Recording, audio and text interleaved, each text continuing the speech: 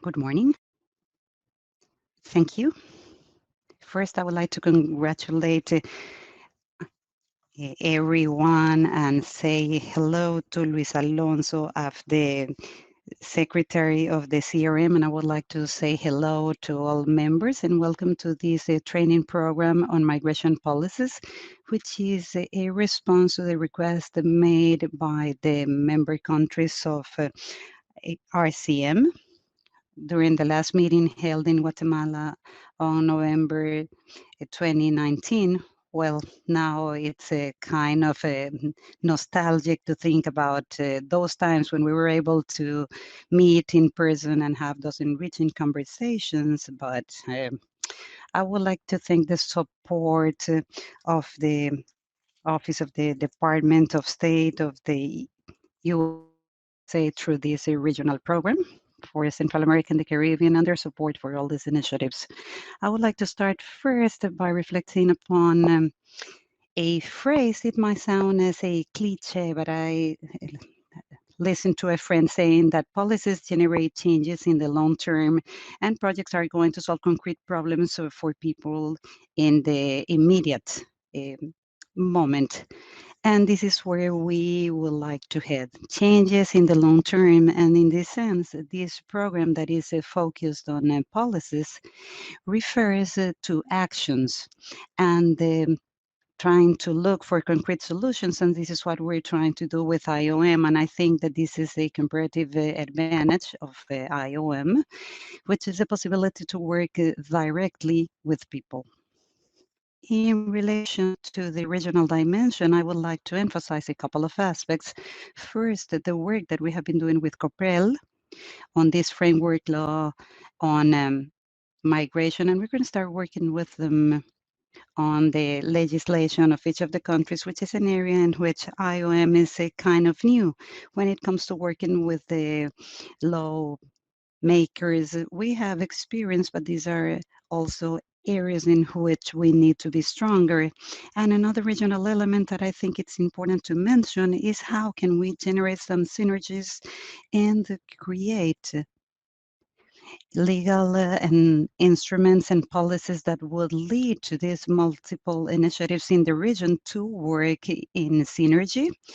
By this, I mean RCM, OCAN, MIRBS, UNHCR, and all integrated programs for Zika, and all these comprehensive approaches.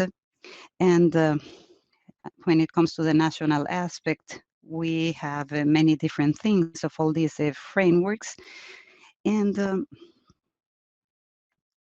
but we have this need for more communication for the different scenarios and inclusions that work on migration on each of these countries, how to generate synergies for all these entities that are working on migration, because we have now migration and health, but also climate change, how to talk to the ministers of foreign affairs, mainly on the framework of the agendas that we are currently working on. We know that Central America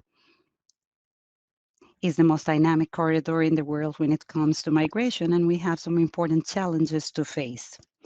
Some of them are historic, like the operation of the border between Mexico and Guatemala, temporary workers, and the people that come, for example, to Costa Rica from Nicaragua, and irregular migration from Central American countries to the United States, and some more recent challenges, like more the deportations from the US and Caribbean migrants from Haiti and Cuba that are in Central America, and other new challenges as a result of this new pandemic that COVID has brought.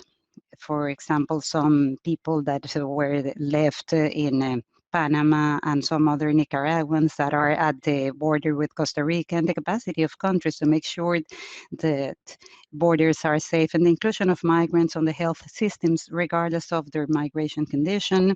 And then now I would like to refer to human trafficking, considering that tomorrow we are going to commemorate the day against this. And in this sense, it's important to strengthen the institutionality, considering that more unemployment, problems with health, and more violence, and this is going to result in migrants being more vulnerable to human trafficking and smuggling.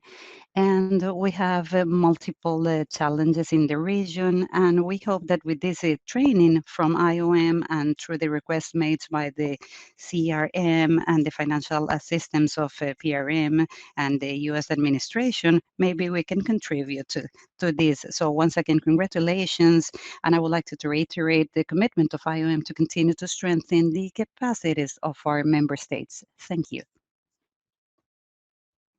Thank you, Marcelo. We really appreciate these motivating words and welcoming remarks and the support of IOM for the organization of this training.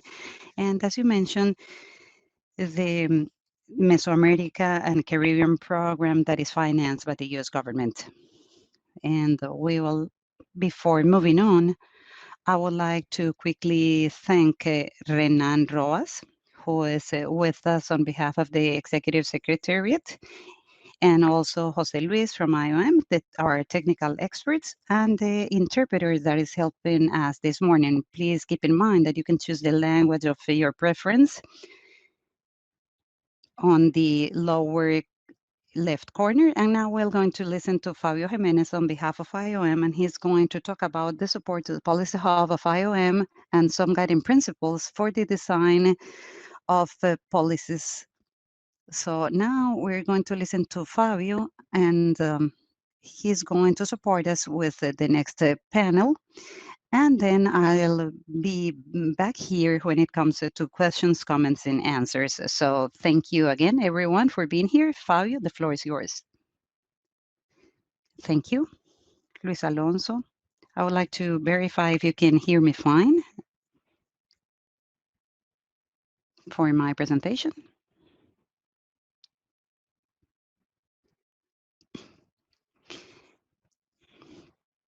Thank you. I just would like to confirm if you have any problems in the platform.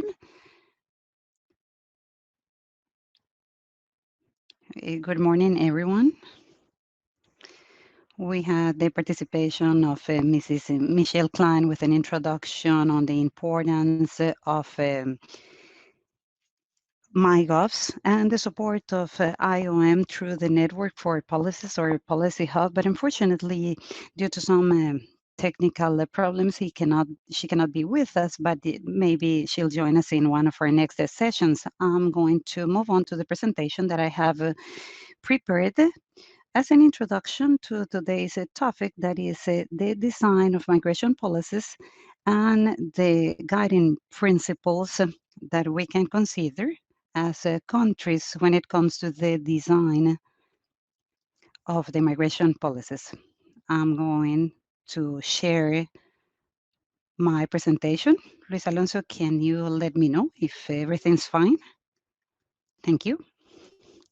Well, these are the contents of my presentation. I'll go briefly about the design of public policies, and then migration governance, guiding principles, and then the migration governance framework. And to end, we'll have a brief description of how we can use the MyGovs for the design of these policies.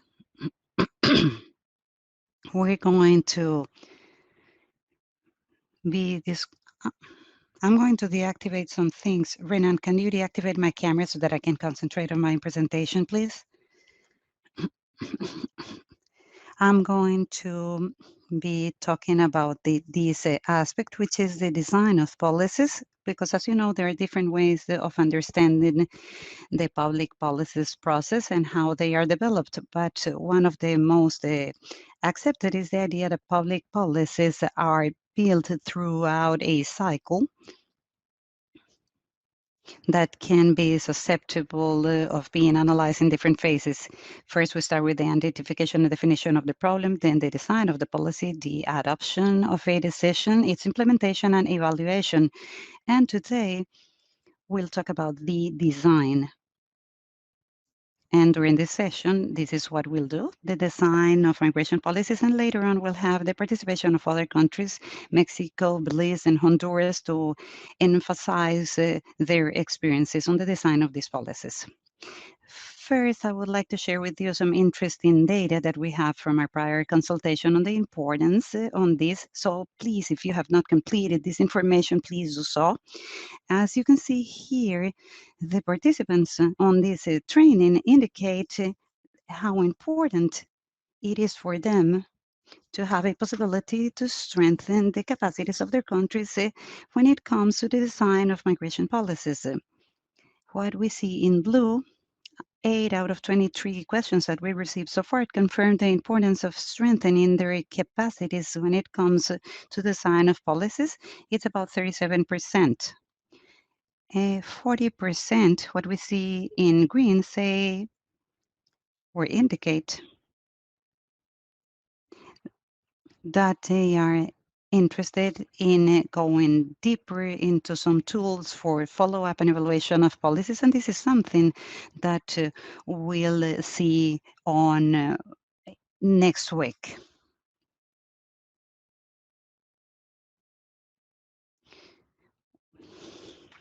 This is the basic concept for the design of public policies, understood as the phase of the cycle of the policies that is generated to the generation of options of what we must or can do when it comes to public interest. And we have different stakeholders that need to make decisions regarding this during this phase, which is part of the phase that we all know as the definition of the public agenda or the setting agenda. And this is where we need to channel resources, make decisions, identify solutions when it comes to decisions of public interest. And during the design of these policies, different stakeholders are going to identify and compare different alternatives.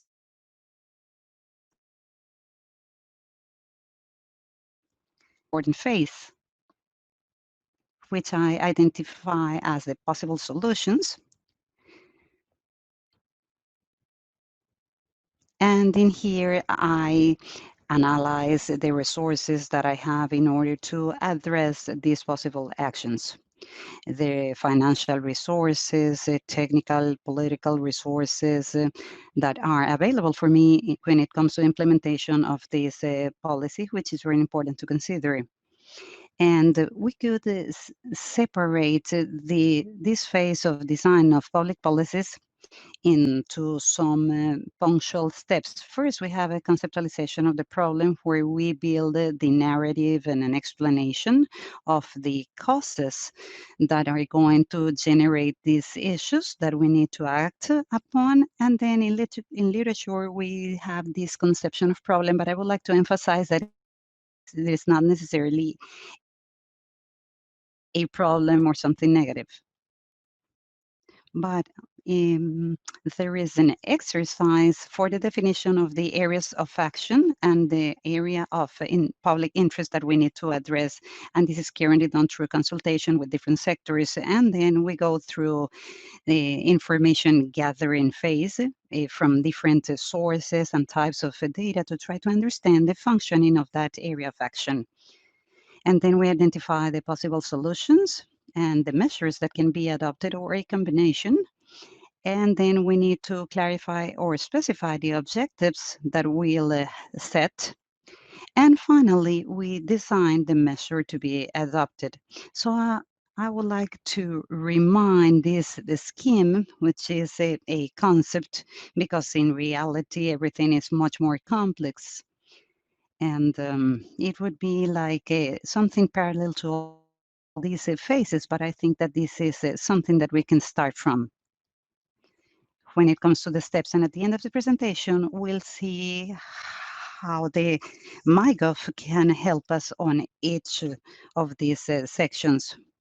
When it comes to MyGov of Migration and Governance Framework, this is from 2015 as an agreement of the member states and the Council of the IOM to have a reference framework of or concept for all the different sectors interested, and that would allow them to verify and analyze the advances made towards the attainment of the goal 10.7 of the Sustainable Development Goals, or SDGs. And this goal establishes a commitment to facilitate migration in an orderly and safe manner through the application of planned migration policies that are well managed. This is a definition uh, that needed to be supported within this conceptual framework, and it is the proposal that was carried out through this MyGov. It's important to recognize that MyGov establishes an internationally accepted definition of what we understand as planned and well-managed migration. And then we move on to migration governance. And I think that this is going to be clearly reflected on the experiences that we are going to share now from our panel members from other countries. This is a group of frameworks including legislation, laws, regulation, policies, traditions, as well as organization structures, both at subnational, national, regional, and international levels, and the processes that are going to regulate and determine the actions on behalf of the states in response to migration in all its forms, with an approach to all rights and obligations for migrants and promoting international cooperation. This is the definition of migration governance framework, or MyGov. This is the general program of the MyGov, where we can see reflected the principles to the left side that are the basis of all the goals for migration. And there's a description of some of these principles in order for you to have a more clear idea. In terms of the principles, we have 3 for the MyGov, and good governance should start by adhering to the international standards and respecting the rights of migrants. And in order to have a good MyGov, it is necessary for the state to adhere to international standards and respect the rights of migrants. And evidently, this is the result of a human type of migration in an orderly manner, and of course, compliance with international laws and the need to respect the rights of people, both those that are in transit and the people that are in their countries, regardless of their current situation or migration status. It's also important to include, especially during these hard times that we're going through, the fight against xenophobia, racism, and discrimination, to try and promote a series of standards and practices that are going to respect the conditions of migrants. The second important principle established by MyGov is the need to build policies that are evidence-based and to apply a comprehensive government focus.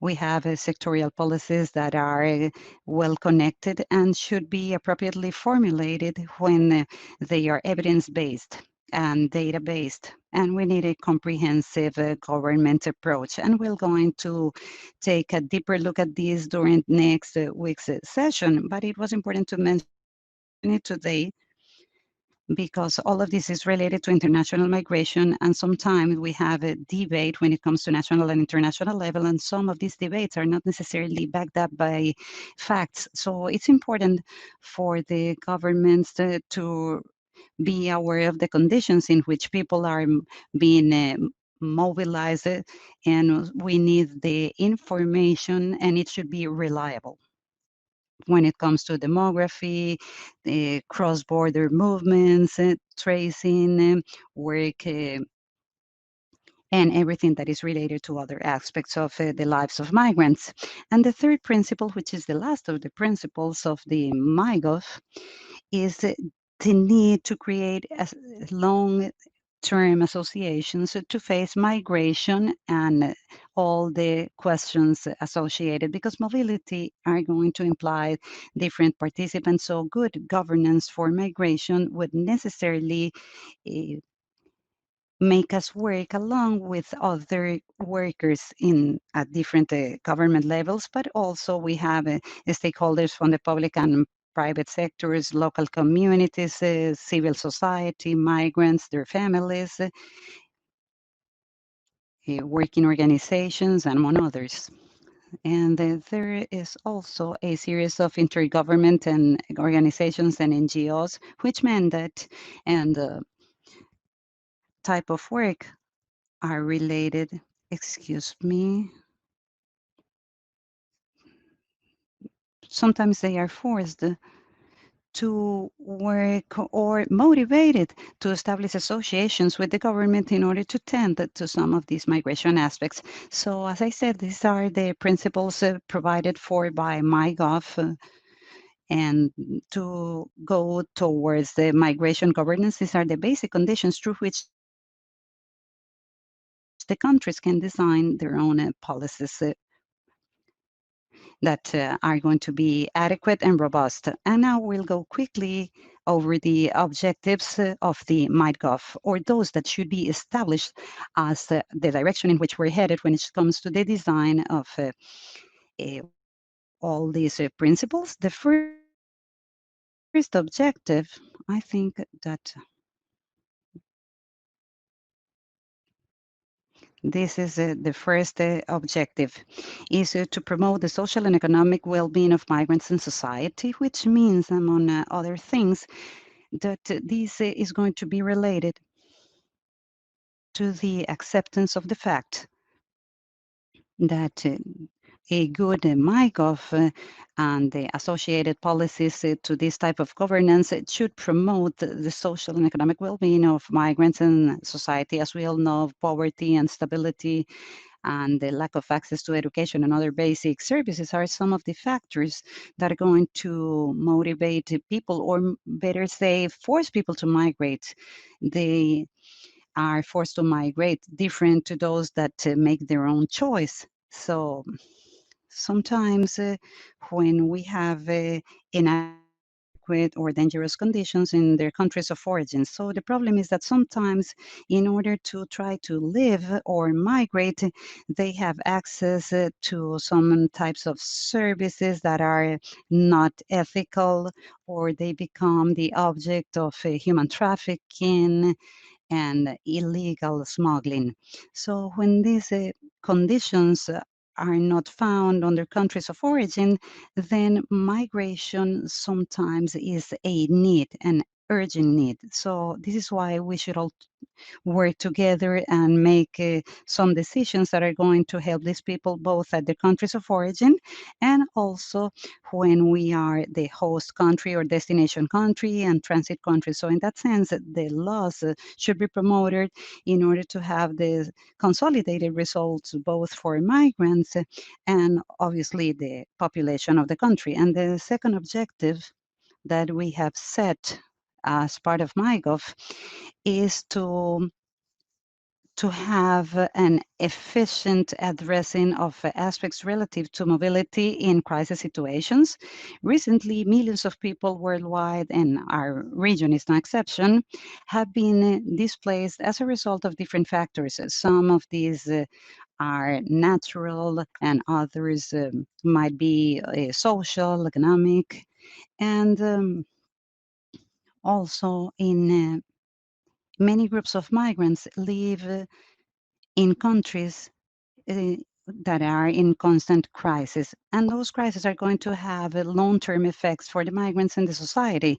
And this is the reason why the actions at the national and subnational and international level should be to facilitate and prevent the effects of this crisis in the migrant population in accordance with the human principles. And most of all, we need to promote solutions in the medium and long term in order to advance towards a condition of sustainable development so that these people are no longer in a crisis situation. And last, we have on the objectives of MyGovs is to ensure an orderly, safe, and dignified migration. It's important to make sure that the conditions are safe, which means that we need to mitigate risks associated to the mobility of people. And this is going to include the adoption of health measures, as we've seen in the last months as part of this immediate response to the pandemic, like in all the, we need to strengthen the health policies to prevent the propagation of diseases and to protect the health of migrants and the society in general. The movement and maintaining all these mechanisms is going to require the capacity of the different stakeholders to detect the irregular migration flows and to forbid illegal activities such as the ones I just mentioned. So it's important for the institutions in charge of migration and those that are in charge of borders to work together with the health authority, the legal authorities, both at national and international level, so that they can have reliable information and also process intel details when they need to face human smuggling, illegal trafficking, terrorism, and other illegal activities. These are the principles and objectives of the MyGov that can contribute and be the guiding principles for the design, implementation, and evaluation of migration policies. And as I said in the beginning, we're going to concentrate on the design, and I'm going to show you quickly why. This is the program that I showed you in the beginning. And in here, I'm going just to illustrate how we could use the MyGov. Because of its diversity in terms of the topics that it might address, the MyGov can help us conceptualize the area of action that we want to tackle or the problem that we want to tackle in a comprehensive manner and also a holistic manner. But also, it can help us in the process of data gathering. As you can see on the image that I'm showing here, this is the world data on migration that we have at IOM, and it supports a tool such as the governance indicator and other instruments that we have recently developed, such as studies for the evaluation of governance needs, and they are supported by the elements that I just mentioned, and the data has been or the MyGov. So MyGov is also going to help us when it comes to data gathering, and it is going to also help us identify possible solutions through this governance needs assessment to help us identify those areas in which we need to improve and also to address possible solution, and of course the identification of objectives in line of the three most important objectives that I just went through that are going to comprehend the most important objectives towards which we need to be advancing as part of this MyGov. And finally, it is going to help us consider this principle, taking into consideration that we need to adhere to international standards and respect the rights of migrants. We need to have long-lasting associations in order to have good measures. This was just an illustration of how we can use the MyGov and the principle it encompasses. Renan, can you activate my camera again, please? So this is something that we can use for the design of migration policies. Can I have my camera activated, please? To move on with the next panel. I cannot control your camera. Well, the the idea of this presentation was to have a description of the main principles that can be used by the countries or that are currently being used or implemented by some countries. I am going to invite now our three panel members to join this presentation. You can activate your camera. We have Ricardo, Miguel, and Maria. Are you listening to us? Can you join us? We have Miguel Angel Aguilar. Ricardo, can you activate your camera as well?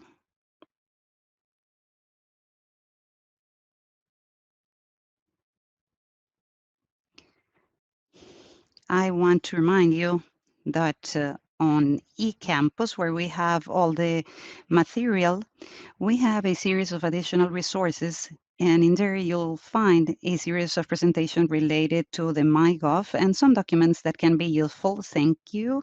We have Maria and Ricardo.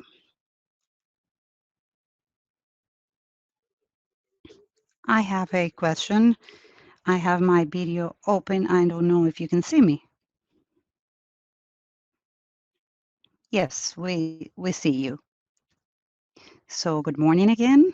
And having completed this presentation on MyGov, I would like to welcome and thank, of course, our three panel members that have joined us this morning. It's really a pleasure to be able to share your experiences and, of course, of the role that you have as part of all these MyGov in your own countries. I'm going to introduce you, and then we can start a dialogue in a series of guiding questions. Ricardo Montes is a Vice Minister of Justice of the Governance, Justice, and Decentralization in Honduras. He was also a Director General of this Secretariat and also of the National Agrarian Institute in Honduras. Good morning, Mr. Vice Minister. Thank you for being with us. We also have Miguel Angel Aguilar, the Deputy Director General of the UPMRIP of the Secretary of Governance in Mexico, and is also a member of the Faculty of Political Sciences of UNAM.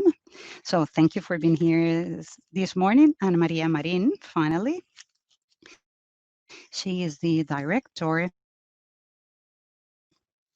of the refugees on migration from Belize. She was also director of the Migration and Nationality Department in Belize. Thank you for being with us. We are going to start with the questions. I would like to ask Renan first if we have good audio, if everything's in order. Yes, Fabio, I just activated again Maria, and everything's working.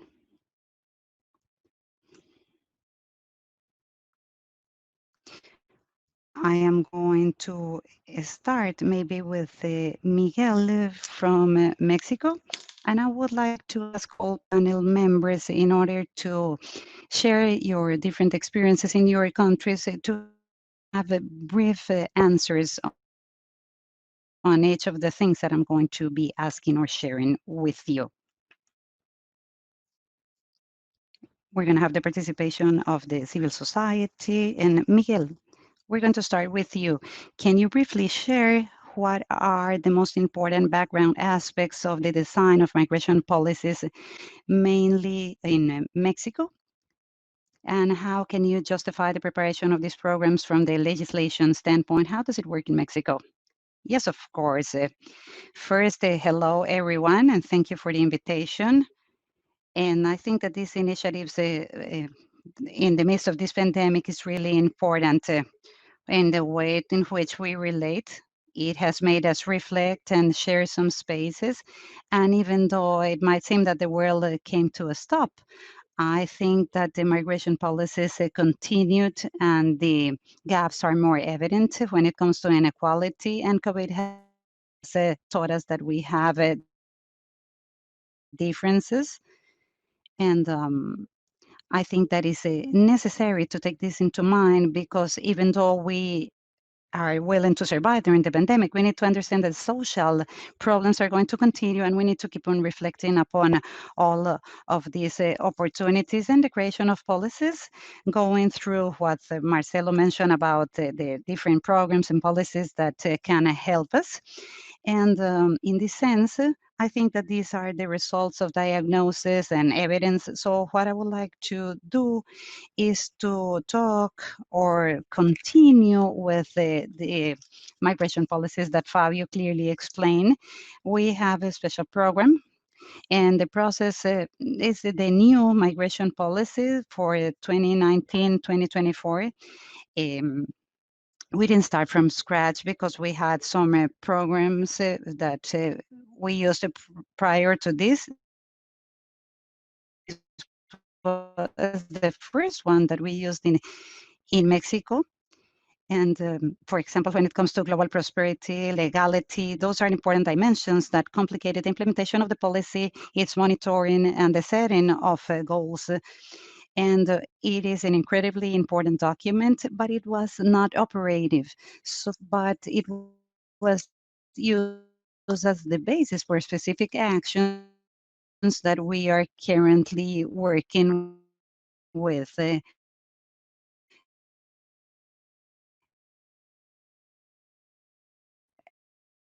from the government. When we analyze this program, we try to come up with a new migration policy, and it's to some of the things that are not focusing on migrants.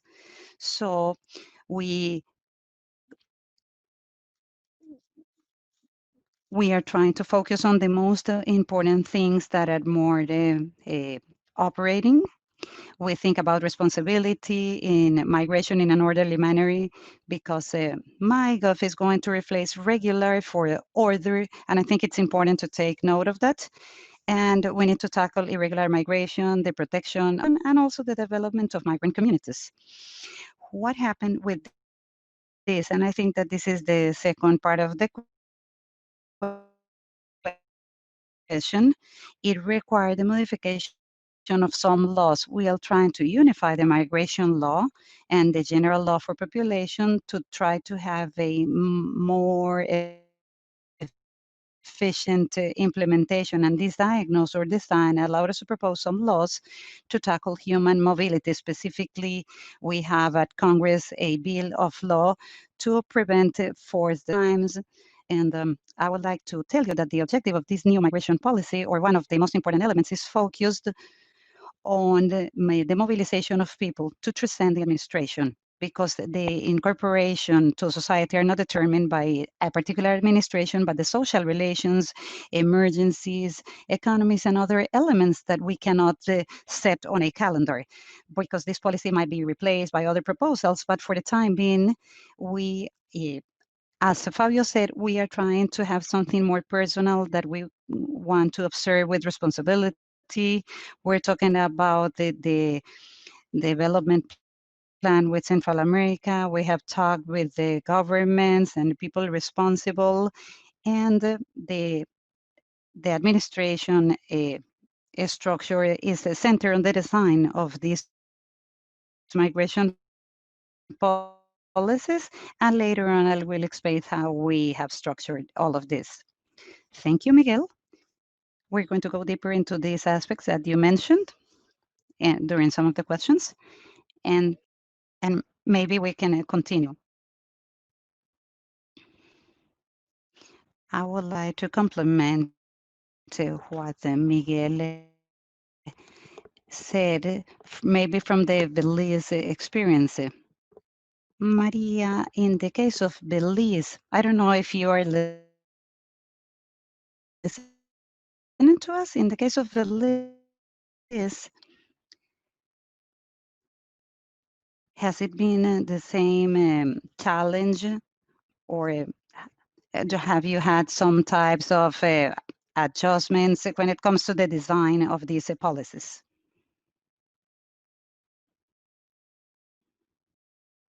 We do not have a national migration policy framework.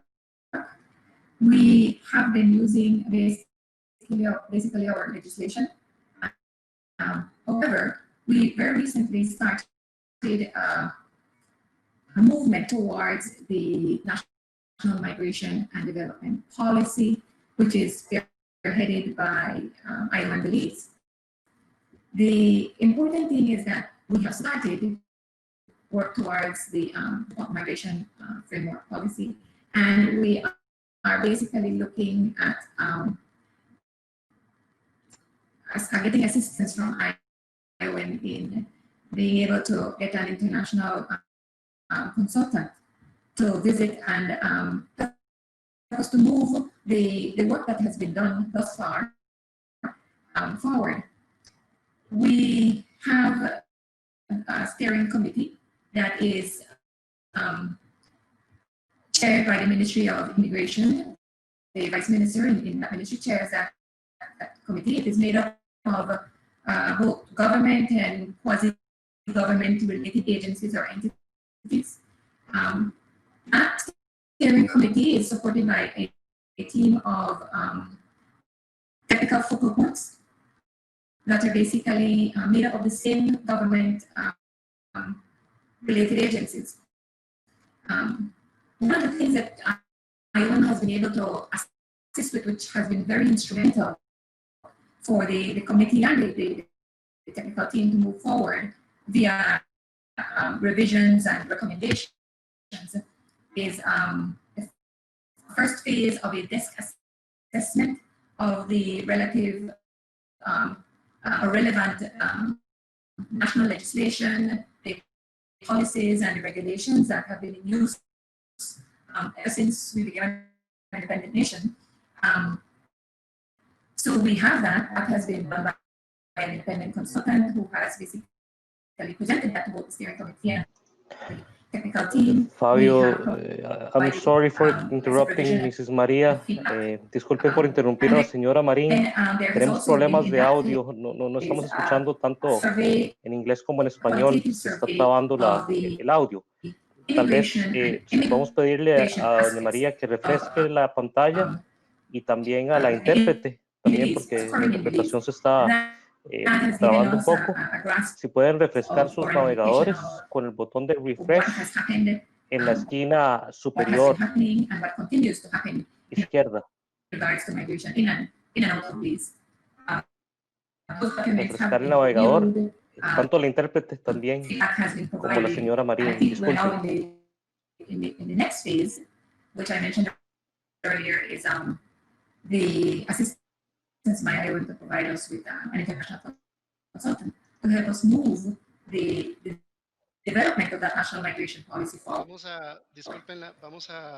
Perdón, doña María, estamos teniendo, no sé si escuchaba a Luis, estamos teniendo algunos problemas para escuchar su respuesta. Entonces le voy a pedir a los operadores de la plataforma que se comuniquen en privado con usted para verificar su audio y su video. Mientras tanto, muchas gracias y disculpe la interrupción. Vamos a continuar con don Ricardo. Bueno, lo que sí pude percibir en la respuesta, o pude escuchar de la respuesta de doña María, era precisamente esa necesidad de revisión normativa y de políticas existentes, precisamente en esta fase de construcción y diseño de la política migratoria. Don Ricardo, en el caso de Honduras, ¿cuál ha sido ese antecedente que motivó a Honduras a iniciar el proceso de diseño de la política migratoria? Fabio, disculpa que interrumpa. Para las personas que no están escuchando, tal vez es porque la intérprete también se desconectó y refrescó su navegador. Pero si no escuchan, pueden seleccionar floor para poder escuchar el piso completo de las intervenciones. Una vez que haya alguna intervención en inglés que necesiten la interpretación simultánea, ya pueden después seleccionar el idioma correspondiente. Disculpen la interrupción técnica. Gracias, Luis. Don Ricardo. puedes activar tu micrófono en la parte central. Gracias. Sí, sí. Es que no había escuchado cuando abrió Fabio, se cortó la transmisión también. No podía escuchar, lo Claro cambié, que sí. pero ya lo hice el cambio. Pues muy buenos días a todos y todas. Pues este, este proceso es muy interesante, pues vemos que es un proceso de facilitación entre nosotros. Estamos cruzando fronteras sin necesidad de una visa o un pasaporte el día de hoy. Y eso nos acerca de una forma más fácil, con algunos fallos técnicos, pero lo podemos superar. Pero es una forma que la misma tecnología nos está permitiendo a nosotros acercarnos y poder atender situaciones que nos están alejando de alguna manera por... But this is not under the same modality. So under this same question, I think that as within the state, we have identified the need to be able to address this situation or this migration phenomena that due to different conditions, as you have mentioned, are topics that can be related to safety issues or family integration or disintegration because of a working opportunity. But I would also like to mention the background of this policy that we have been working on. As part of the process for the design of these processes, we need to have a coordination of the strategy lines and all the actions that are being promoted by the state to tend to this migration issue. We do not have in Honduras a migration policy, and this is the reason why we are looking to do this. And the last attempt that we have was back in 2006, but it did not have all the elements of a public policy, but it was more about some actions without the identification of results. And this is oriented towards actions in the short, mid, and long term as a need to tend to this phenomena that has affected the region and which has also been evolving. And it has had a great effect in the region. And we have also established all the tasks that we need. And we also have the help of the First Lady. It has been an ongoing concern in order to tend to this situation. And also we have conducted different activities in the region and with the neighboring countries, because we need to remind that our country is used as a transit country because of the borders that we have from both South and North America. That's our current condition. Strategically and commercially, we do not have these conditions. And the idea is to establish the conditions for all these migration principles, as the First Lady said, as part of their ideas, is that we are not looking at just at statistics when it comes to number of people, but the idea is for us to see people as human beings, which is what we are, regardless of our current status or nationality, when we are moving, and we want the same attention for our citizens. And this is something that we need to offer our foreigners in our territory, and that's part of the human attention that we need to provide as a country. So our policy is oriented towards this situation, all the way from local governments to the central government, and the integration of all the civil societies. And this is going to help us create other conditions. And we are also proposing a commission for migration related issues. And also the idea is to continue as part of this pandemic process. We have been considering with a contingency plan, because this is something that has affected all of us as a part of the pandemic. And we need an additional contingency plan that can be applied, because it's something that we are considering as a result of the pandemic. And this is going to make us need some adjustments because after the process, we're going to have an important economic impact that can result as well in other bigger phenomena when it comes to migration issues, both for our country and other countries that are trying to satisfy their situations. We need to analyze depth, work, and this is going to generate a huge wave that is going to affect us all. As part of this MyGov that we are trying to develop, we have involved also the reform to the legislation or the migration law by trying to integrate some stakeholders. This is a law that has to be oriented towards, well, normally we have things that are applied in Congress, and sometimes they do not tend to the real needs of the country as a whole. So we are going through this process, and the idea is for this law to be the result of the needs on what needs to be regulated in order to be able to satisfy the realities, because the laws are constantly changing based on the needs of the society.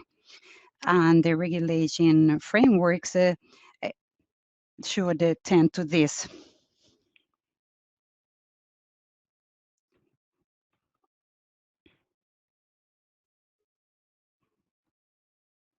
And we can look at migration from different standpoints. And the idea for us is to tend to all the needs of the population. So we need to have safety controls, which is going to generate or create some vulnerabilities in our systems and countries, because that is what we need to focus on, both for migration, immigration, to tackle this as part of the globalization, because we want attention to our people, and we need to have policy to tend to other people that are coming into our country. I think that this is really important when you describe the contents that will be included as part of the policy, but I wanted to rescue something that you mentioned, which is the possibility to establish a presidential commission for migration issues, and I would like to take this back. We are currently working with Maria so that she can join us again, but maybe we can go back to Mexico and then again to Honduras for the second aspect, because we were listening to the role of Congress, which is a very relevant stakeholder. Miguel Angel, can we go back to this? And we'll go back to you, Ricardo. So Miguel Angel, in the case of Mexico, the process for the design of this new migration policy comes from a working group or an existing commission, or have you created one for the design of this new migration policy? Which are the stakeholders involved in this process? Can you briefly describe this participation?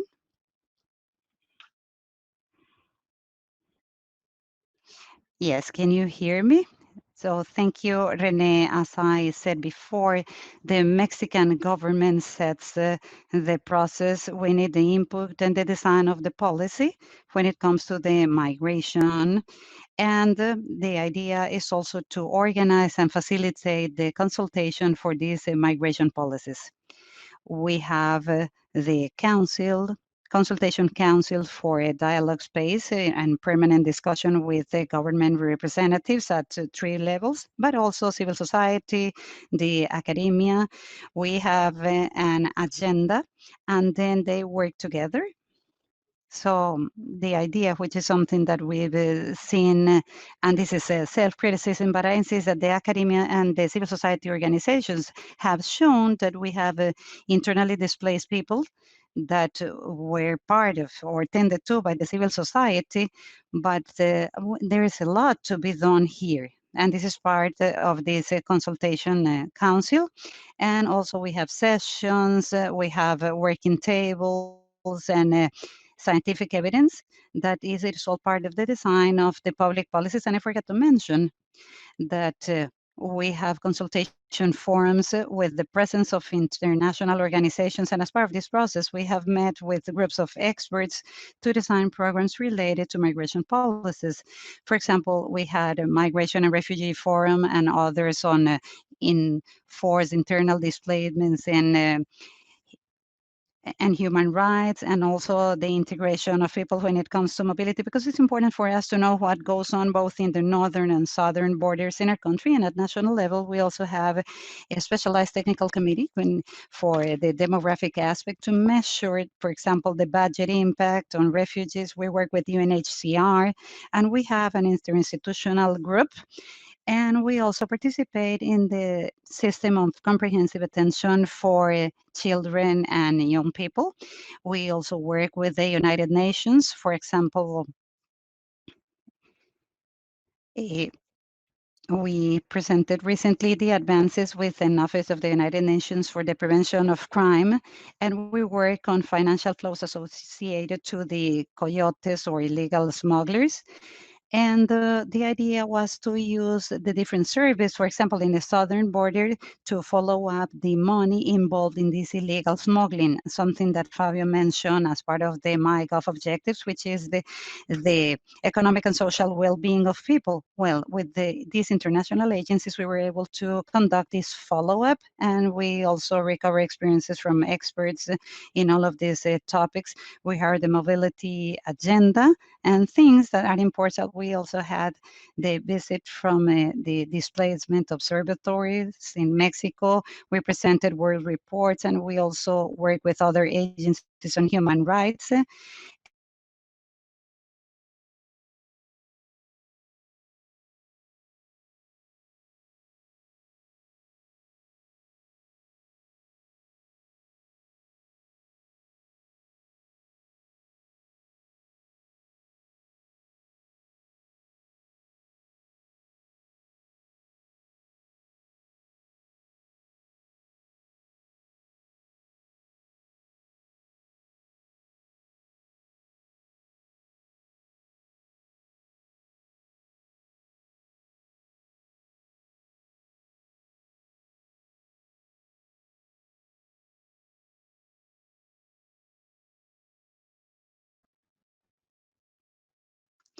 We we also work closely with the academia, the civil society, and we've had wonderful results. Thank you. Ricardo, I need to verify is Mrs. Maria is listening to us, and then we'll go back to the Honduras case. Maria, can you listen to us? So thank you. We're glad to have you back. We are addressing which sectors participate in the process of the design of the migration policy. And I think that both the Honduras and Belize cases are important because you are starting to build that policy. And we would be interested in a brief description. Do you have a commission or work group already established for the design of the migration policy, or are you involved in different stakeholders, both private and public, in the process? Okay, so if you allow me to go first. Um, right, as I mentioned earlier, there is a steering committee that has been formed. We started back in 2018. It is made up of the chief executive officers, what I guess is equal to your vice ministers in Central America and Mexico. Made up of the CEOs, as we call it, of the different related government agencies.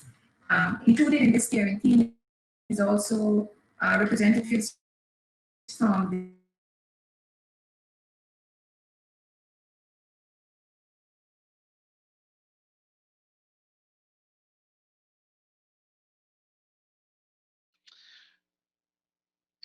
Quiero confirmar si ustedes pueden escuchar o ver a doña María.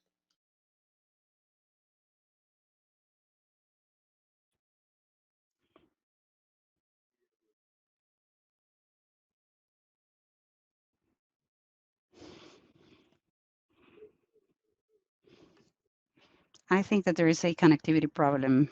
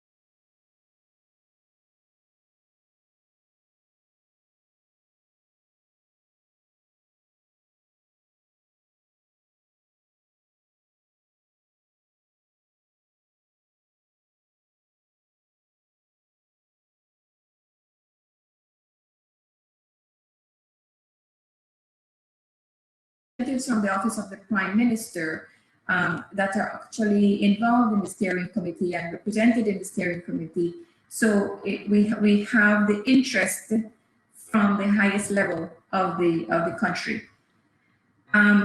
Feeding into that steering committee, we have the national technical focal points, again, who are individuals from the related government agencies. We have international organizations such as UNHCR that is involved, of course, and IOM.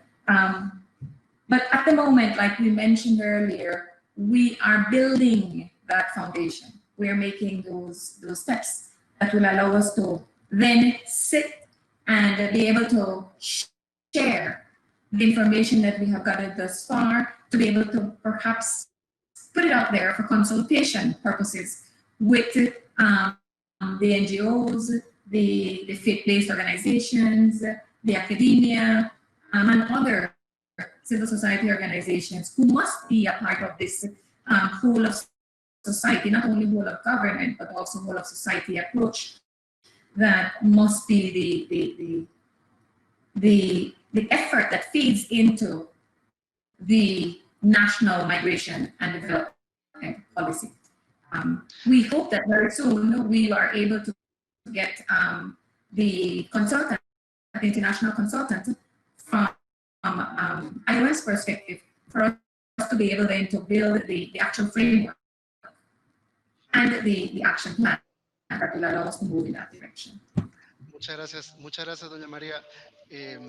Bueno, aún en el medio de algunos problemas, sí logramos escuchar algunas partes de su respuesta bien, y quiero regresar al caso de Honduras, porque doña María mencionó algo que me parece, don Ricardo, muy importante, y es el tema de que el diseño de la política migratoria nazca desde una decisión del más alto nivel. Es decir, que haya un compromiso del más alto nivel y que se refleje en los actores que obviamente diseñan la política. ¿Puedes profundizar un poco en el caso de Honduras en ese tema?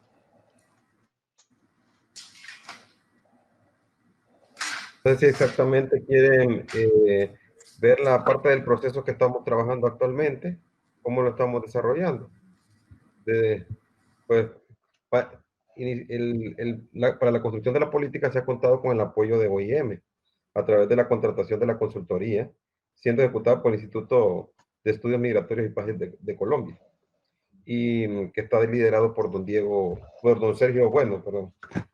Como inicio de este proceso se realizaron varias reuniones con ministros y viceministros para recolectar la información sobre lo que se espera de este proceso, así como solicitar alguna documentación necesaria para análisis del contacto migratorio y de abordaje en las instituciones públicas, obtener una visión amplia sobre el manejo de la migración en Honduras, los desafíos y encaminar la propuesta política de la migración integral.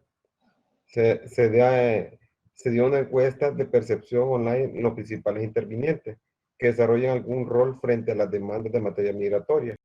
Of the role when it comes to the different demands, and the online response was to have the people identified, in which we have 42 participants, both from government and non-government sectors, out of which 30 pertain to the state sector, to NGOs, an international organization, a collegiate organism.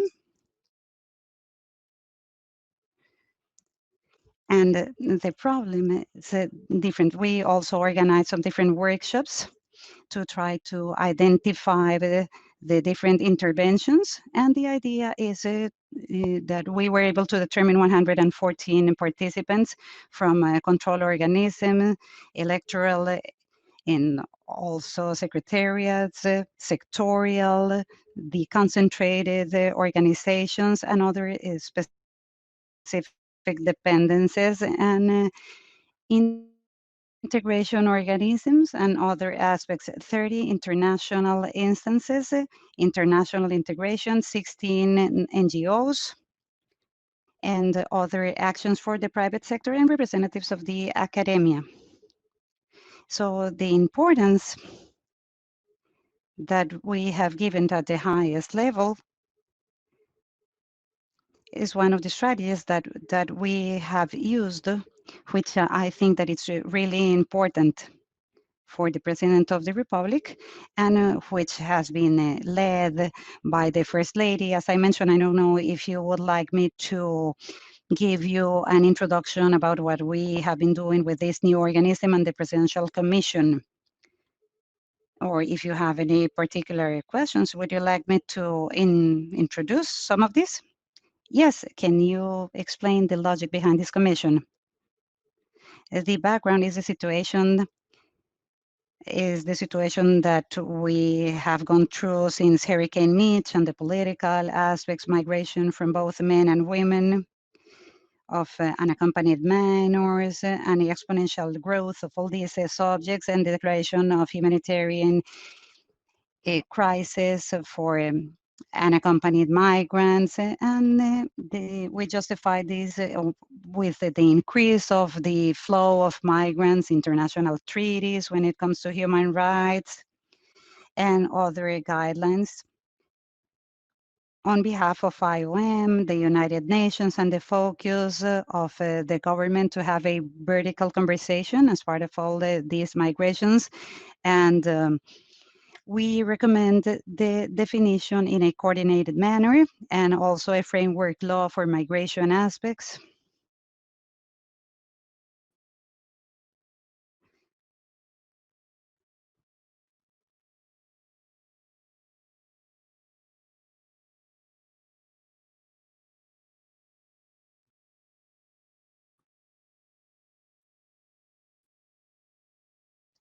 To come up with the need for this organism, and this is something that we have been working on. It's not something new. The idea institutional manner, and to have it integrated as part of the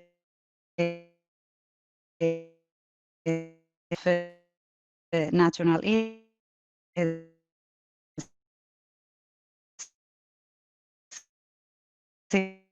system, to move away from the presidency, from stress, because it affects, we would be able to integrate all stakeholders that we have mentioned throughout the process, so that they can be a part of this solution. Because if the government is not a part of our reality, and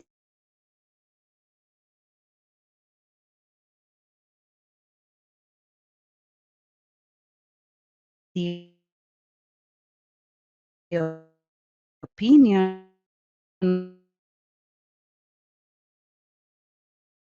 the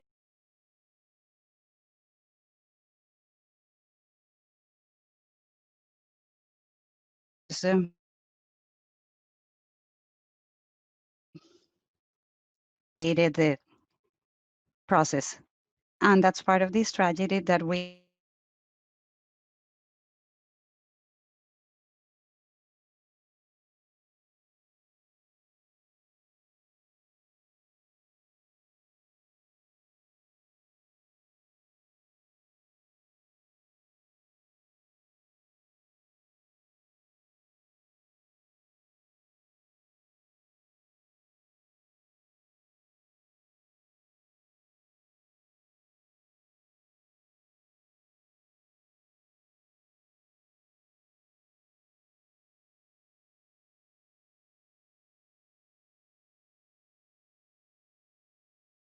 this all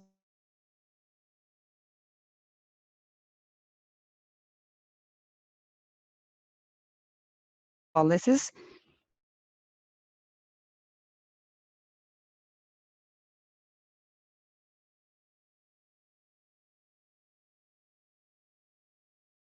Team that has been supported this process, and Belize also was mentioning about the role of international organizations. Can you brief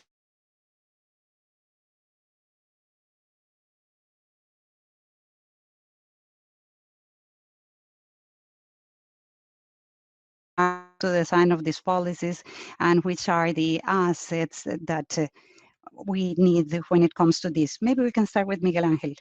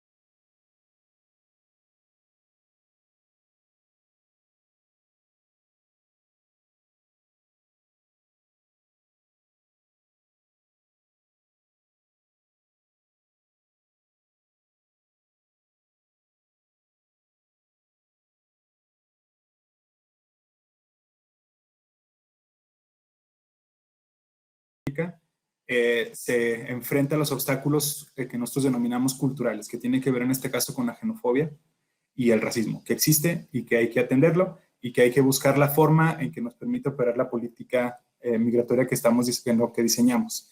En términos de lo que preguntabas ahora, de los recursos, de los datos, de los marcos normativos, etcétera, que utilizamos, para nosotros fue muy claro, lo comenté hace un momento y lo ha comentado tanto Ricardo como doña María, que no hay diseño público, no hay diseño de una política pública sin una base empírica. Entonces la unidad de política migratoria le avienta un impulso muy importante al Centro de Estudios Migratorios, que es el espacio que tengo la fortuna de dirigir, y tenemos un área de investigación que toma en cuenta los marcos normativos y que conjunto con mi secundaria, que es el área de estadística. And we have generated some reports to see what are the needs when it comes to mobility. And we have publications. I'm going to mention a couple of them. We have a statistics bulletin on crimes against migrants or irregular migrants that are going through Mexico. And then it is about to be published, and I will send it to you. And we also have another issue on deaths. And what we need to emphasize on this? We are talking about things that can make us uncomfortable as a government, but we need this opening, and the idea with this whole diagnosis that are indicators of cruelty, we can start designing policies that we can implement to address all of this, in addition to the principles of governance from a human rights standpoint. We have a commitment for Mexico, and we started signing international treaties that some of them will be binding, and the most recent is what we are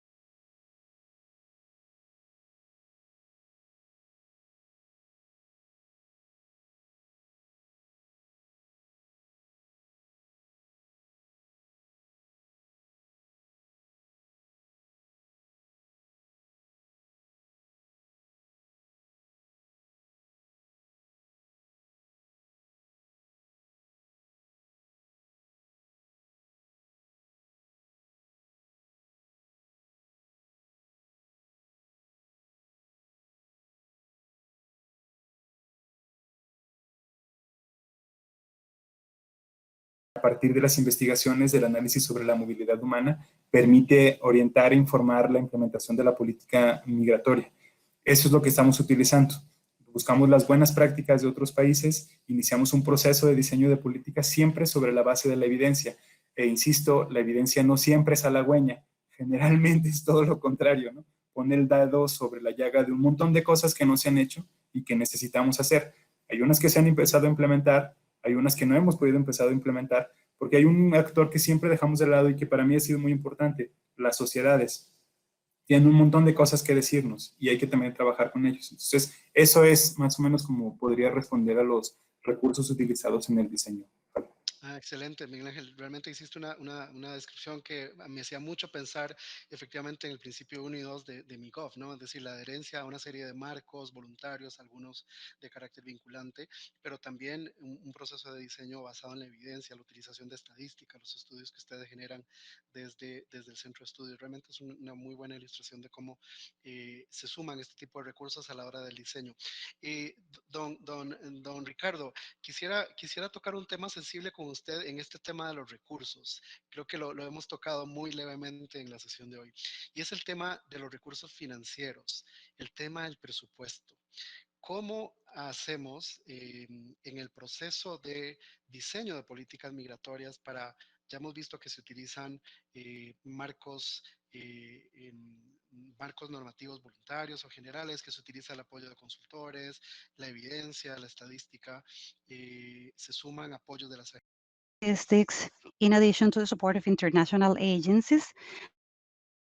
But when it comes to the design of the policies, this is a way to express. And how can we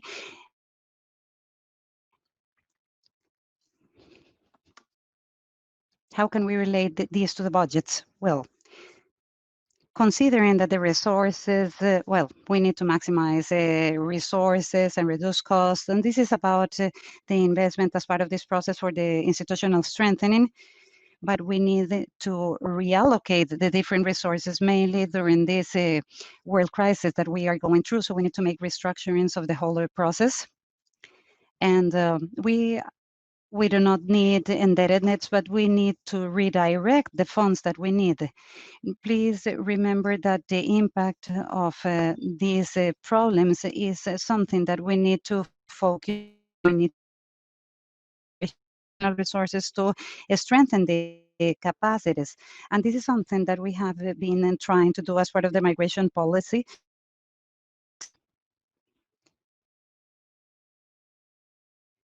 And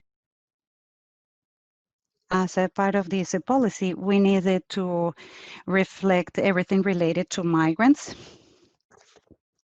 as a part of this problem, and to work as part of the different departments, municipalities, in the way in which this has been defined as, because of our political division, to put it like that, is going to affect the different ways in which we're going to integrate this whole process. And we need to relocate all of this to address the problems of each of the communities, because each community is going to be different, and we needed to focus the economic resources when it comes to education, health, and we needed to consider the real needs of the population, and we need to redirect the resources depending on these things that comes all the way from the presidency, and this is going to allow us to tend to the population, in addition to the technical assistance and cooperation provided by international organisms. So we really see that this is not an expense, but more of an investment. And as part of the strategies, we need to integrate all the civil society that cooperate with us, because at international level, we need to strengthen all these regional capacities, because the people from the civil society are everywhere throughout the national territory as strategic allies, and they need to be integrated because they are part of a solution. And we needed to tend to this situation. We need to join efforts and resources in a more focalized manner. And for example, when it comes to municipalities, it's not up to the central government. So we see at everything from a different scope. And this is the best way to tackle all these aspects when it comes to education. And we need to face the real situation of each of the different localities.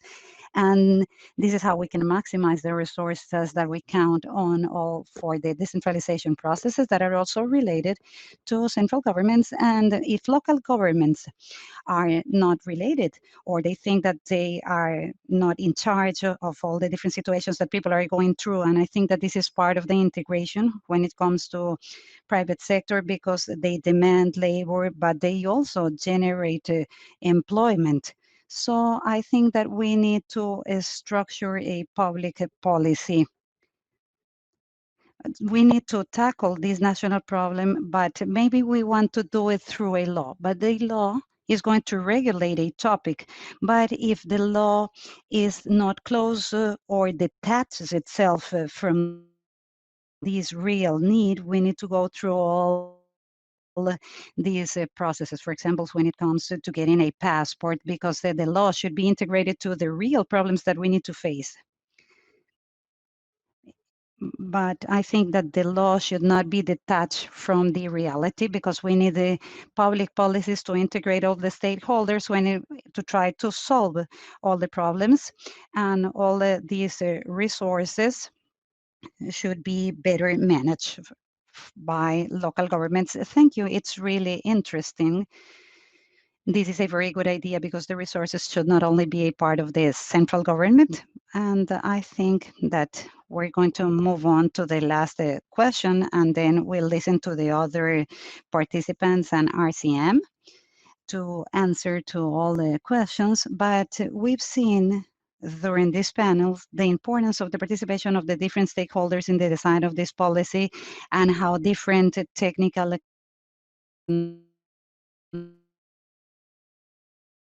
as part of the design of this policy in a positive way, because we wanted to tackle this from this perspective. However, in reality, international migration is something complex and sometimes controversial. So for the last question, I would like to know if you can mention some challenge or limitation that you have found during the design of this migration policy. Have you been able to identify factors of strength opposing the design of this policy that might have put it at risk? Maybe we can start with Miguel Angel. Yes, I am in agreement. Well, there are too many people involved, and the participation has demonstrated that we need to continue with this deep transformation before we start saying, well, this is something that pertains only to the government, because we do have problems that we need to face, such as xenophobia, political links, the social aspect. We have been working with some laws. We have received some proposals, and it has been tough. But the biggest challenge is that the implementation of the policies should correspond to its design. Why? Well, because we are in a strategic position. We are a territory that in which we have thousands and thousands of people going through a territory to reach the US. So we have violence, we have organized crime, we have illegal trafficking of people, and this has led to auxiliary measures like the presence of the National Guard, which is something that we need on the border areas. And at the end of the day, this is some sort of migration. I don't know. We're clear that any violation of human rights is going to have consequences, of course, and that is something that we are aware of. And so police presence is absolutely necessary, because we need to look after the safety of people. But it's also complex, because the implementation of these public policies is going to require the development of institutional capacities. Well, we have this policy, and this is something that we have been working on, but these are things that we were not in a possibility to implement. And I have insisted on this, because I think that is absolutely basic when it comes to public policies, to take into consideration the shared historic dynamics. For example, things as simple and as terrible as well, because they are something that we need to face on a daily basis, because the migrants sometimes are being like some sort of goods, because this is something that we deal with. So it's fundamental to take into consideration the humanity as part of this cooperation, and in spite of all the junctions and problems that we need to face. I think that we from the Mexican government have decided to keep on accepting requests, but we are also working to expedite all the procedures. We also have commissions that are led by the Secretariat of Foreign Affairs, and we also have integral development programs for Central America. And we have been looking for, I don't know, 25% of the GDP has been allocated to help with this, and also for infrastructure, and we need to promote commercial integration. And the biggest challenge, which is something that I'm not going to go deeper into, because it's not only going to affect Mexico, but we are in a context in which state controls in some countries are very limiting, and they and then we have some groups that are going to have an impact on the flows and in the way in which the migration processes are prepared. We need to think about the different tools that are going to allow the migrants with the respect of human rights and different standards, from which we can work to ensure that institutions are going to respect all of these. And something else that has been an obstacle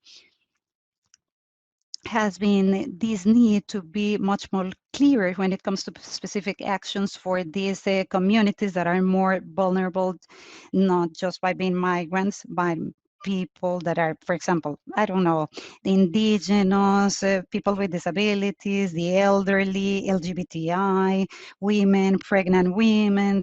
So they have been like left aside, because all flows, migration flows, consisted of other types of people. But now we are seeing that this is not the case. So we need to design, as Ricardo said, specific strategies to educate or to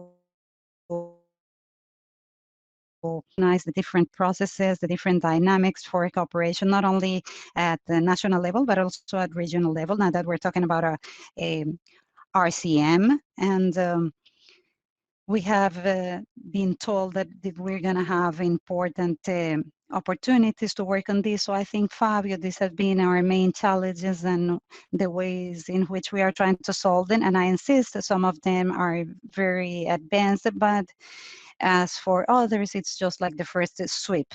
Thank you, Miguel. You mentioned something that we have addressing in the last panel, which is the complexity of the new migrant flows that combine different things, which is a challenge. Ricardo, to finish the panel and start with the Q&A session, what would you say has been the most important challenge that you have to faced in Honduras? Well, first, one of the challenges is to be able to complete this project first, and also we need to adapt it to the policy, because this way we'll be able to tend or to address a need that I mentioned. For example, if a law is detached from the demand and the policy, then it will not address the need, because then it would be a law that it's just for bureaucracy and for the regulation of migration and immigration processes. So I think that this would not be a solution. And in addition, we have to strengthen this link that we have with all these policies. We need to maintain all these relations, because it has been well accepted as part of the migration policy, which is something that we really like. And I think that we have been working in the best way possible.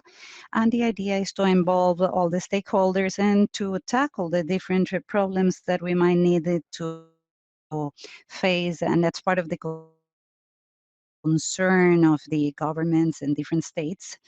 And on behalf of the state, we have decided to do all of these, and we need to take action because sometimes we do not find an immediate solution because we do not listen to the stakeholders that we should be listening to, both at national and international level, organizations from the civil society and from the entrepreneurial sector. They should also be a part so that they can help us tackle this issue, but it has been a very positive contribution on their behalf. It's been well integrated, and this is one of the challenges to try to maintain this strengthening. And this is something that we want to continue working on to build this relationship as part of the solution with all the people involved and also as part of the solution. So we would like for everyone to know what the problem is, what we need. We need to tell them that we need their help in order to solve this that is affecting everything at national level. And this is part of what we have been trying to do when it comes to the strengthening of all these processes. And one of the obstacles that we have identified that has somehow limited us is the pandemic, of course, because it's been a change in the working scheme. But as I said from the beginning, we have established a plan B to be able to articulate virtual or online workshops, where the first of which is going to start on Monday with the consultation group. And we also have online or virtual meetings since we started with the pandemic, and we have continued with all these processes because the limitations when it comes to traveling and all of things, we cannot meet face to face. But it has not been an obstacle. But of course, we have had limitations, but the best way to have a contingency plan or plan B. And this is something that we need to analyze from an institutional standpoint as well as part of the process. And it is a way to ensure results, even though we have to work online. And this is the way in which we can implement this policy and to adapt it to the real needs. Thank you. I think that these are two important topics to bridge this gap within this sustainability and the design. Thank you to all the panel members for having shared with us. And I will ask you to remain with us so that we can move on to the question and answers. Thank you. Please join us for this Q&A session. We would like to invite the participants to make your questions or comments on the chat when it comes to participants so that I can have some control of the participation. Please indicate your full name, and then you can indicate what your question will be. And you need to, well, first we have Gabriela Rodriguez from CIDEO and Elena Olea as well. Gabriela, please open your mic and video. Good morning, how are you? Thank you for the invitation and for this interesting meeting. I would like to refer mainly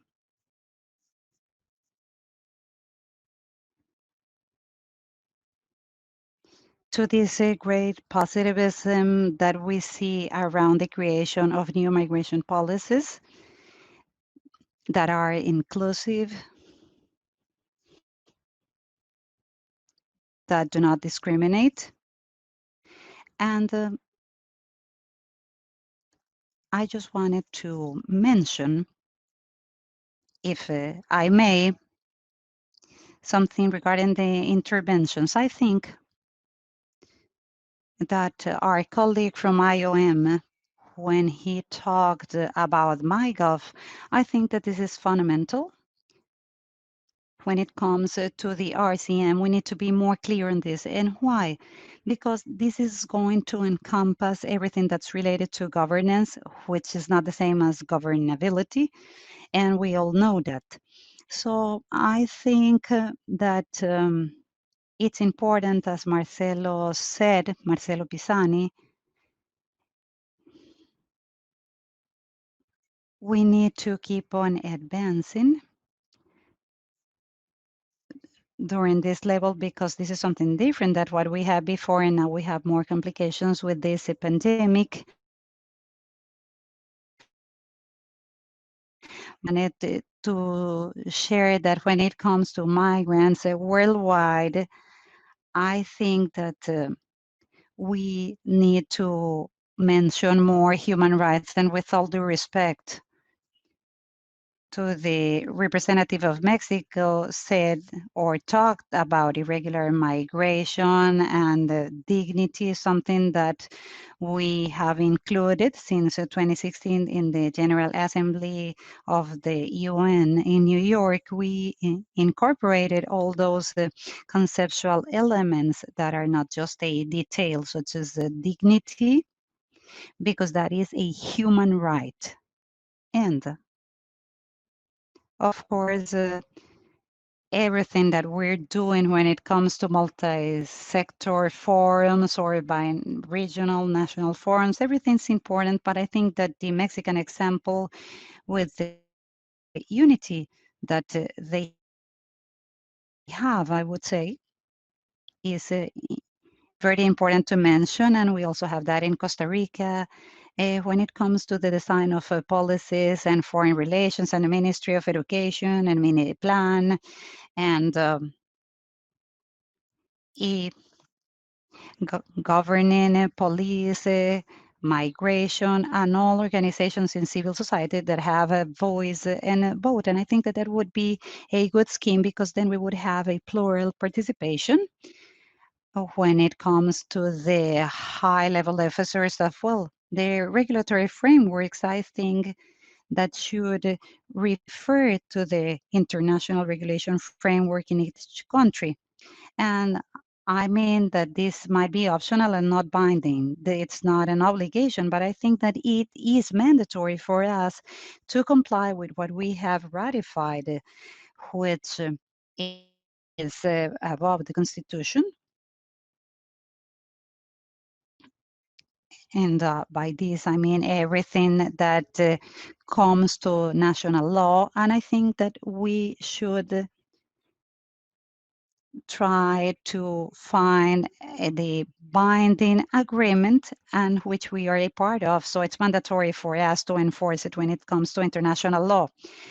And now that I have been listening to all this interesting conference today and very proactive, I must say, because we have talked about the financial resources and also the Mexican representative said that migrants should not be treated as goods and something.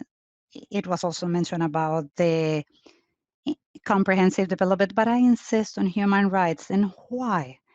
Because death on the road, that's the last violation of a human right. And I think that we should consider this. I think that we're having some connectivity problems from Gabriela, but I think that we should be closing because of a time constraint. Can you hear me now? Yes, but can you close your comment, please? Yes. We should not forget that irregularities go along the management of illegal things. Thank you. Due to time limitations, we are going to have 3 questions, and then we'll go back to the panel members, and then if we have time, I'll let you know. So, Elena Olea, please. Can you open your microphone and video? Elena, can you try again? Can you press the blue button, please?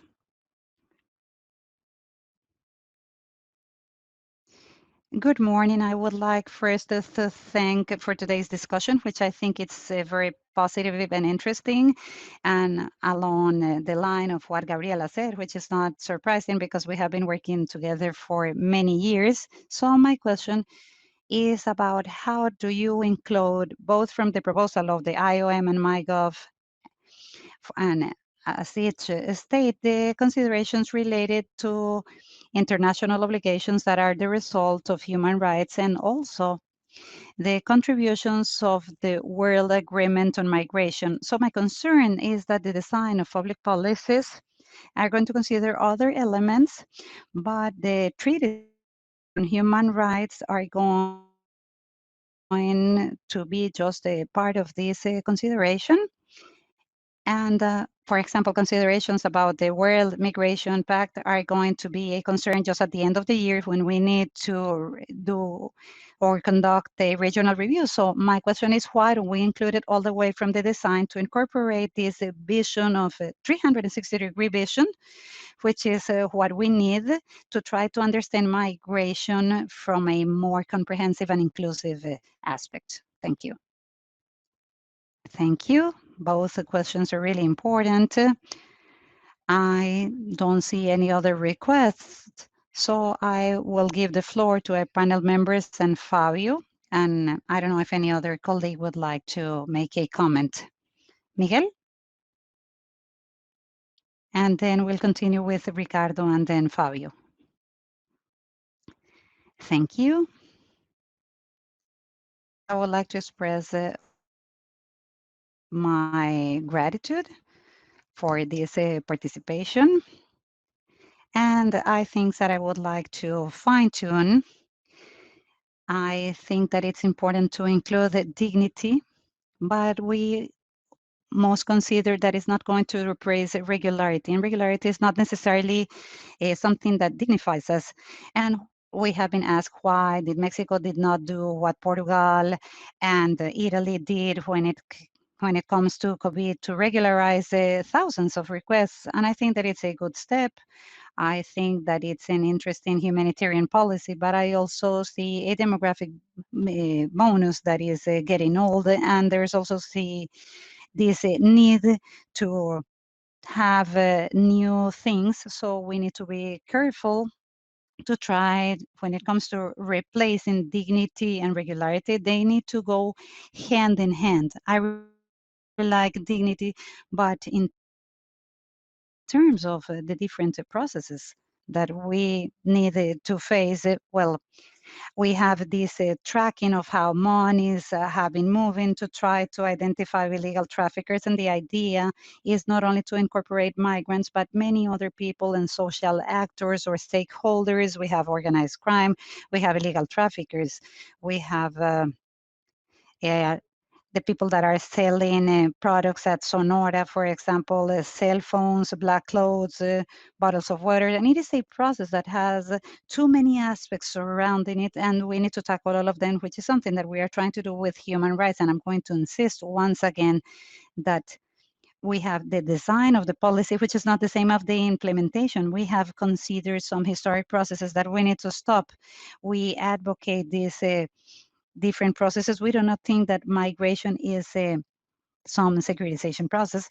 And when I talk about this subject as a migrant, it's in terms of what we need in relation to the social relations. And this is something that we have been trying to focus on because of too many stakeholders that are related to this. For example, when it comes to work, crime, education, and many things that we need to consider as part of this policy that can be immediately applied and that would allow us to do things the best way possible. Of course, it's an ongoing concern, Dr. Rodriguez and Dr. Olea. Human rights, of course, are a concern and are fundamental for Mexico. We have specific tasks of the Alejandro Encinar, Subsecretary of Human Rights, to be surveilling the protection of human rights all the way from the beginning.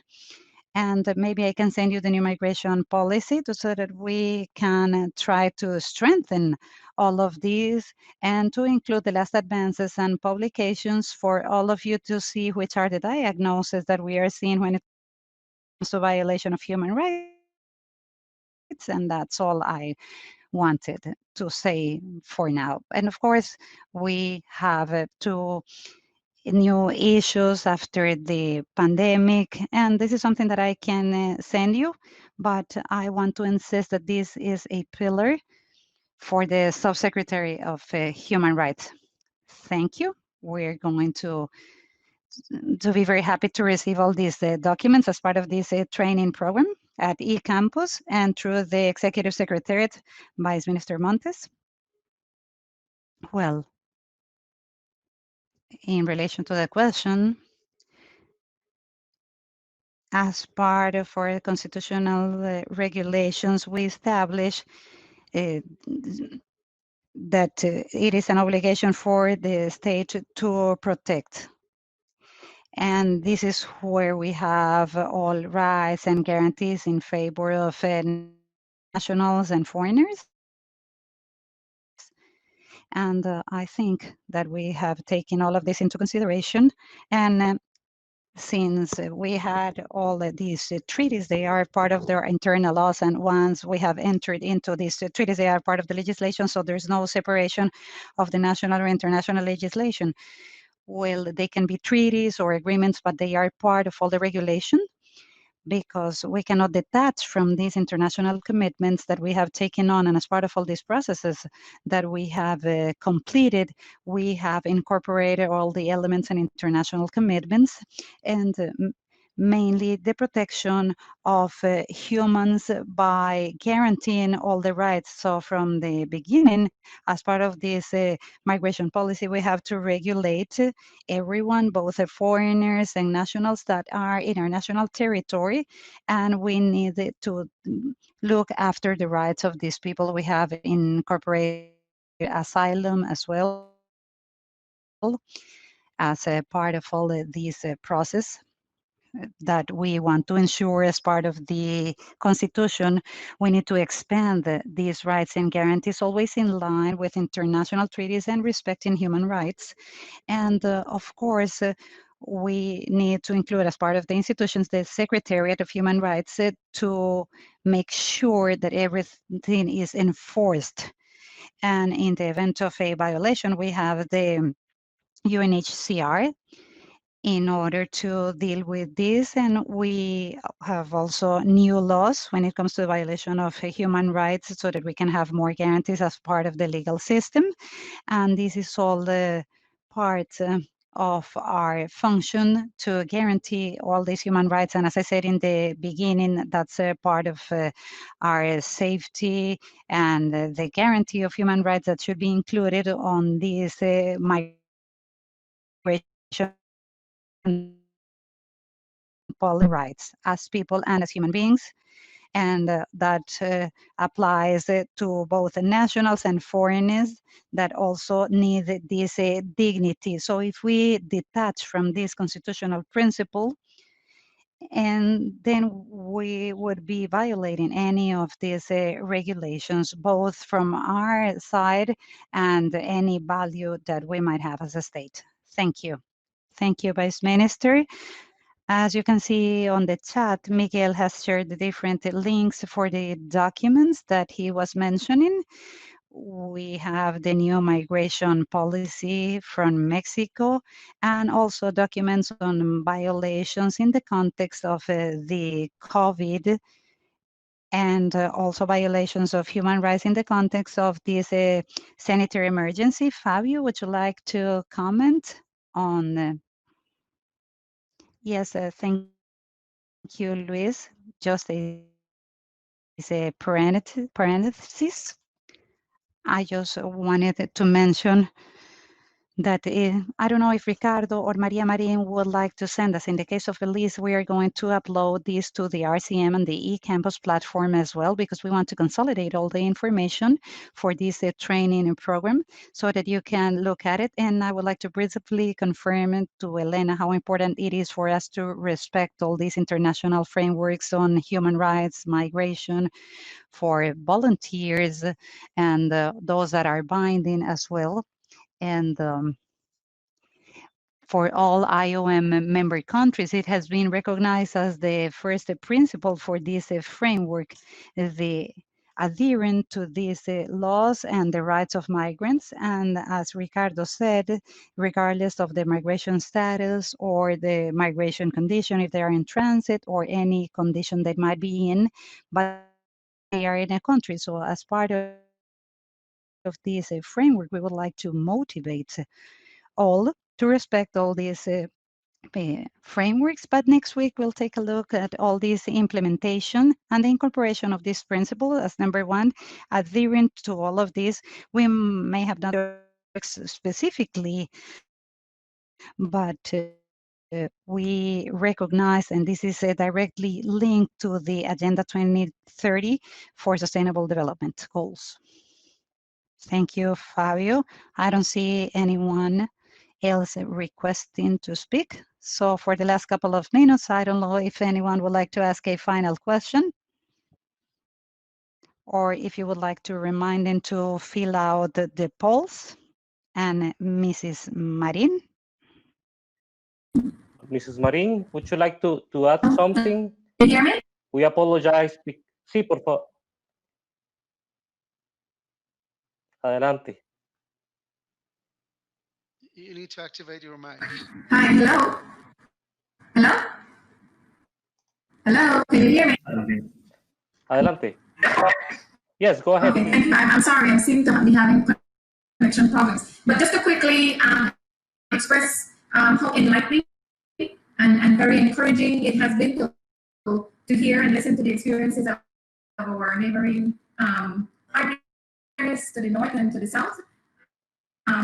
I feel like Mexico is way ahead of us in this this road. I feel like we are somehow almost at the point where Honduras might be to some extent.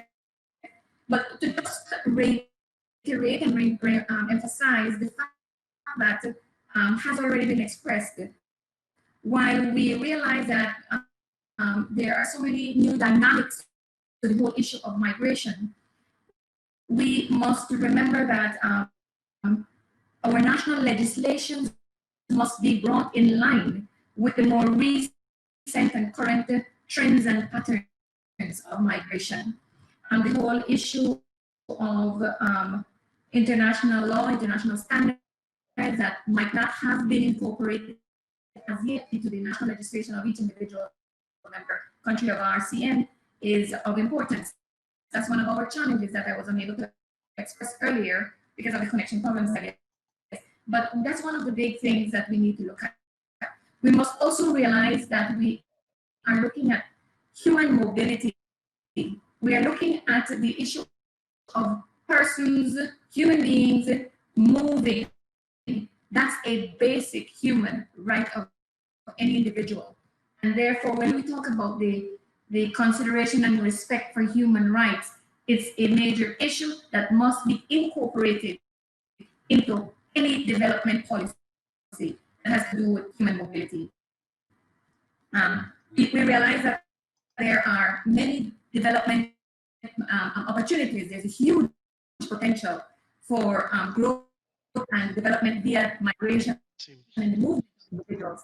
But we must also remember that there are challenges. Sí. Señora Marín, disculpe que la interrumpamos. Tenemos problemas de audio también a nivel de la interpretación. Las disculpas por los inconvenientes técnicos que hemos tenido.